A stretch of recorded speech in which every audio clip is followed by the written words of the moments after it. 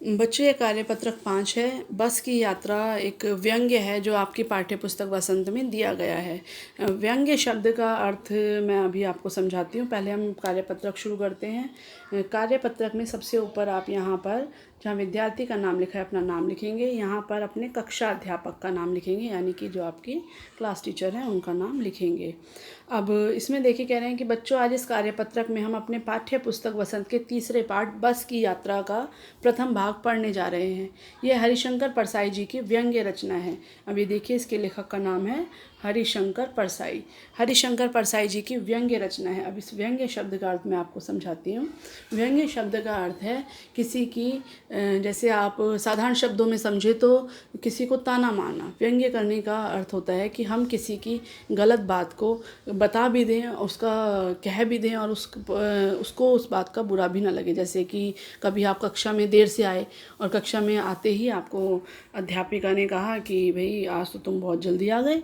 तो अब इस बात का मतलब ये तो नहीं है कि आप जल्दी आ गए। इस बात का मतलब ये है कि आप देर से आए हैं, लेकिन अध्यापिका ने आपको एक व्यंग्य कसते हुए, आपको एक ताना मारते हुए कहा कि आज तो आप बहुत जल्दी आ गए। अब इस बात का आपको बुरा भी नहीं लगा और आप तक बात भी पहुंच गई कि आपको क्या करना चाहिए। तो व्यंग्य रचना है ये। बच्चों, व्यंग्य एक ऐसी विधा होती है जिसमें हम बातों को सीधे सीधे नहीं कहते, बल्कि उसे इस प्रकार घुमा फिरा कर कहते हैं कि सामने वाले को बुरा भी ना लगे और हमारी बातों को वह समझ जाए।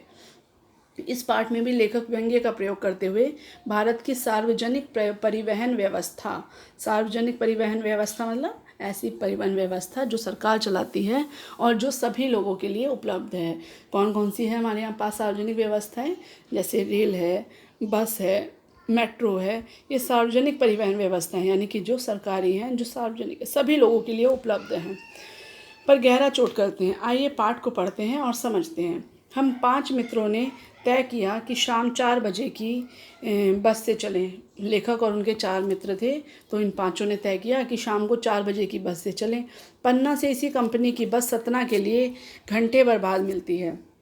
अब यहाँ पे जो पन्ना शब्द लिखा है, पन्ना जगह का नाम है। पन्ना से इसी कंपनी की बस सतना के लिए, सतना भी जगह का नाम है, घंटे भर बाद मिलती है, जो जबलपुर की ट्रेन मिला देती है।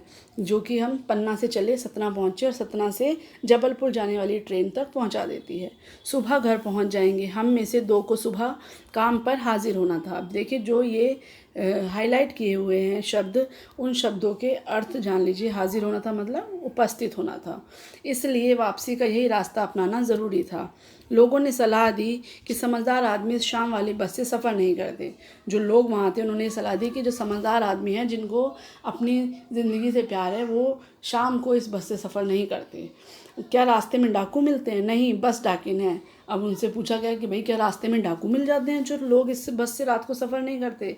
तो उन लोगों ने कहा कि नहीं, बस डाकिन है, यानी कि बस ही डाका डाल देगी, बस ही आपको लूट लेगी, बस ही आपको नुकसान पहुंचा देगी। बस को देखा तो श्रद्धा उमड़ पड़ी। श्रद्धा उमड़ पड़ी मतलब क्या हुआ कि बहुत ही मन में एक सम्मान का भाव आया उस बस को देखकर। खूब वयोवृद्ध थी, यानी बहुत ही बुजुर्ग थी।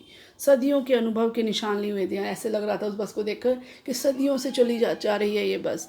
एक सदी जो होती है उसमें 100 वर्ष होते हैं, तो सदियों से अनुभव मतलब 200, 400, 500 वर्षों के अनुभव इस बस पर हैं। लोग इसलिए इससे सफ़र नहीं करना चाहते कि वृद्धावस्था में इसे कष्ट होगा। अब देखो, इसको पढ़ने के बाद आपको हंसी आ रही होगी। ठीक है ना, वृद्धावस्था मतलब इस बुढ़ापे में इस बेचारे को कष्ट होगा। लोग यही सोचकर इस बस पर सफ़र नहीं करना चाहते। बस यह बस पूजा की योग्य थी। अब लेखक कह रहे हैं कि ये बस को देखकर तो ऐसा लग रहा है कि बस इस बस की पूजा ही की जा सकती है और कुछ इसका नहीं हो सकता। इस बस पर सवारी नहीं की जा सकती। उस पर सवार कैसे हुआ जा सकता है? इतना सारांश आपको इसमें दिया गया है। अब ये देखिए कि हम इसके शब्दार्थ देखें। शब्द मित्रता, यानी इन शब्दों से अब हमें मित्रता करनी है और इन शब्दों को हमें जानना है। पहला शब्द है हाजिर। हाजिर का मतलब है उपस्थित, मौजूद, उपस्थित। डाकिन, डाकू शब्द का स्त्रीलिंग शब्द। वयोवृद्ध, बड़ी आयु वाला। वृद्धावस्था, बुढ़ापा। इस प्रश्न के बाद पहला प्रश्न है, अब इस गद्यांश के आधार पर निम्नलिखित प्रश्नों के उत्तर लिखिए। लेखक ने बस से यात्रा करने का निर्णय क्यों लिया? क्यों लिया था लेखक ने बस से यात्रा करने का निर्णय? ताकि इसलिए लिया था कि लेखक चाहते थे कि पन्ना से घंटे भर बाद ही सतना के लिए बस चलेगी और इस बस से चलकर हम जो जबलपुर ट्रेन जाती है वहाँ तक हम पहुँच जाएंगे। अब जो है दूसरा प्रश्न है इसमें, लोगों ने यात्रा के संबंध में लेखक को क्या सलाह दी और क्यों? लेखक को लोगों ने यह सलाह दी थी कि जो समझदार आदमी है शाम वाली बस से सफ़र नहीं करते। यह सलाह दी कि वो लोग इस बस से ना जाएं। तीसरा प्रश्न है, बस को देखकर लेखक ने जो व्यंग्य बातें कही हैं उन्हें अपने शब्दों में लिखिए। अब इनको आपको अपने शब्दों में लिखना है जो लेखक ने यहाँ पर बातें कही थी। जैसे कि लेखक ने कहा था कि बस को देखा तो श्रद्धा उमड़ पड़ी, कि बड़ा सम्मान का भाव आया। बस ऐसा लगा कितनी वयोवृद्ध बस है, कितनी बुज़ुर्ग है, जैसे घर में कोई बहुत बुज़ुर्ग और सदियों का अनुभव लिए ये बस चल रही है, और इस बस को तो सिर्फ पूजा की जा सकती है, इसमें सवारी नहीं की जा सकती। चौथा प्रश्न है, अपनी कल्पना से अपने घर में पड़ी किसी भी पुरानी चीज़ को देखते हुए मजाकिया लहजे में उससे होने वाली बातचीत को लिखिए।